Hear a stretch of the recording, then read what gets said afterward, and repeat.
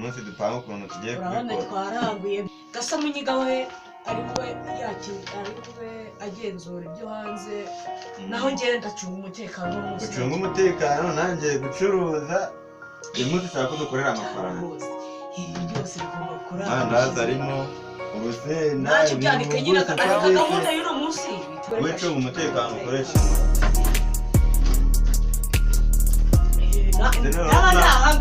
nta bakiriya bari kuza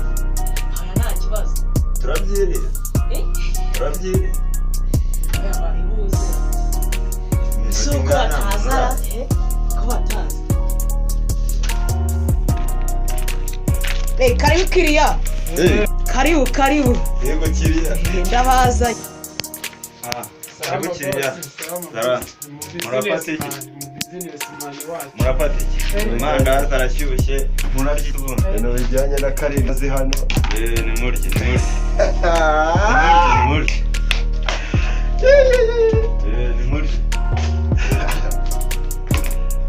ariko nateye imboni hariya ku kasenda urashaka gukoresha se yewe urashaka kugirisha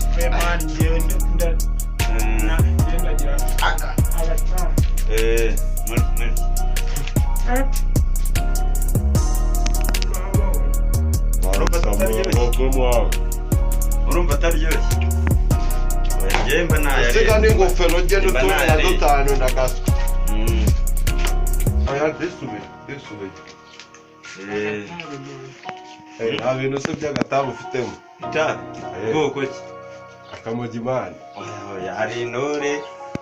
ibintu bijyanye n'igikamba se buriya agakamba kaba ari sawa agakamba kabyahita bigora manze mwishyure ni agafiriti se mwishyure ariko siko yasha nawe manze munishyure mu mbazi ibindi mwishyure ko ufite watuyifite wakintu ishyure kado uri mu biki we byawe ariko zana akantu kajyanye nyine bose uretse kubaha ibyo biyobyabwenge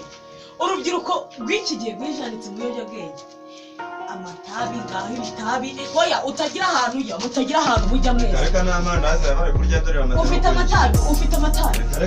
nari nshinzwe umutekano ariko uyu mutekano ntabwo byemewe oya utanunga jyana ibyo ngibyo abangaba tugombe tubajyane ku murenge turafunge urubyiruko rw'iki gihe guwe 2020 rwijanditse mu biyobyabwenge akajama kamibere cy'uko mushaka kujyana byamaze no kubyishyura itonde mubwire ngo hafi ni ku murenge noneho turapfenda ariko se